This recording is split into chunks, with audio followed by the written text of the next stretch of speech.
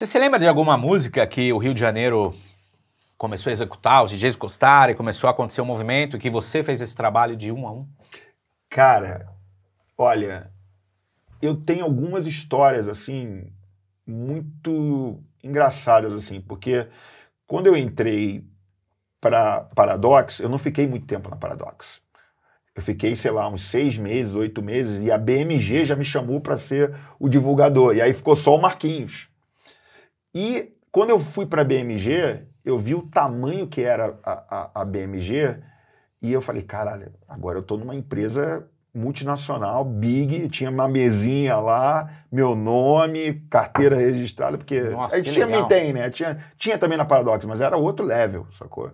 E eu me lembro de sentar com o Roberto Verta, que é o cara Uau. do Internacional, um cara muito antigo, galera que é mais antiga vai lembrar dele, é um cara muito foda. Ele falou assim, cara, ó, temos isso aqui. E ele falou assim, cara, dá uma escutada nas coisas aqui. Mano, eu ia lá, puxava umas coisas, tipo, coisas que, cara, ninguém dava muita atenção, mas que eram legais.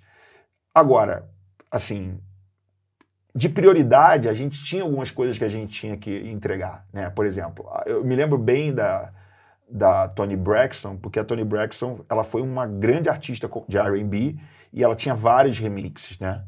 E eu me lembro que era uma prioridade nossa estourar ela também na noite. E o que aconteceu? A gente estourou ela na noite com um remix, se eu não me engano, do Morales ou de algum desses caras antigos, assim, legais, assim, da galera de Nova York. E o que aconteceu? Essa música, acontecia o seguinte, é isso que era legal, a noite conseguia fazer um hit e botar dentro das rádios, sacou?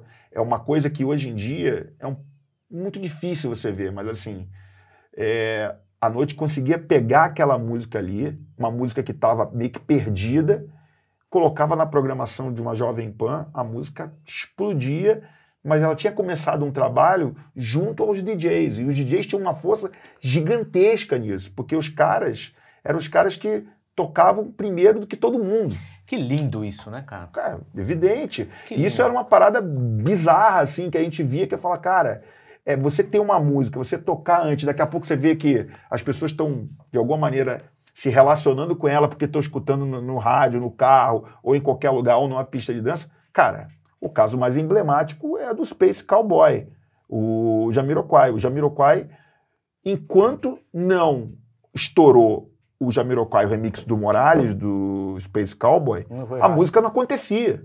A música não era nada nas rádios. A verdade é essa. E quando estourou na pista e veio para as rádios, amigo, foi uma avalanche. As pessoas ficaram loucas comigo. Você se lembra como é que era essa rádio indo até os DJs para ouvir as músicas funcionando? Cara, então, eu acho que os DJs de programa eram os caras que traziam isso, traziam esse feedback. Eu me lembro que eu tinha umas reuniões com os programadores e os caras falavam, o que tá tocando lá? Eu falo, ó, cara, tá tocando isso. Programadores. Programadores. Lembrei. Os caras eram ligados, os caras pediam esse tipo de informação, porque era uma coisa muito orgânica e que ajudava demais as rádios, sabe por quê?